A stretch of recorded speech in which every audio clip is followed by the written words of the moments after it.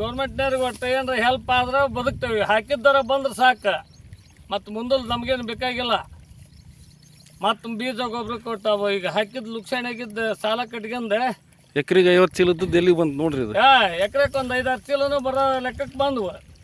ಆಮೇಲೆ ಕೋಸೋದೊಂದು ಖರ್ಚು ಐತಲ್ಲ ಇನ್ನು, ಅದನ್ನೇ ಮಾಡೋದೈತಿ. ಹೊಟ್ಟೆ ಬೇನೆ ಹೆಚ್ಕೊಂಡು ಸಾಯೋದೊಂದು ಆಗಿದೆ. ಈ ಟೈಪ್ ಯಾವಾಗೂ ಆಗಿಲ್ಲ, ಇದ ಫಸ್ಟ್ ಈಗ ಆಗಿರೋದು. ಏನು ಮಾಡ್ತಿದ್ದಿ? ರೈತಿಗೆ ಏನು ಉಳಿತೈತೆ ಹೇಳ್ರಿ, ಎಣ್ಣೆ ಬಟ್ಲಿ ಹಿಡ್ಕೊಂಡು ಕುಂದ್ರದೊಂದು ಉಳ್ದೈತಿ. ಅಷ್ಟೇ ಇದು ಒಂದು ದಿವ್ಸದ ಹಗನಾಟಕ್ಕೆ ಎಲ್ಲ ಊಟ ಹಾಳು ಮಾಡಿ ಹತ್ತೀವಿ. ಬರೀ ಒಂದು ತಾಸ್ನಾಗನ ಅಲ್ಲೋಲ ಕಲ್ಲೋಲ ಮಾಡಿ ಜಾಗ ಬಿಡ್ತೀಗ.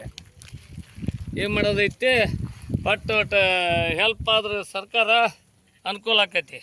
ಅದಕ್ಕೆ DC ಅವ್ರನ್ನ ಕರೆಸಿ ಅವನ್ನ ತೋರಿಸ್ಕೊಂಡು ಮುಂದೊಂದು ಏನಾರ ಪರಿಹಾರ ಕೊಟ್ರೆ ಬದುಕ್ತೇವೆ, ಇಲ್ಲಪ್ಪ ಅಂದ್ರೆ ಕೈ ಮುಗಿಯೋದೈತಿ, ಕುಂದ್ರೋದೈತಿ.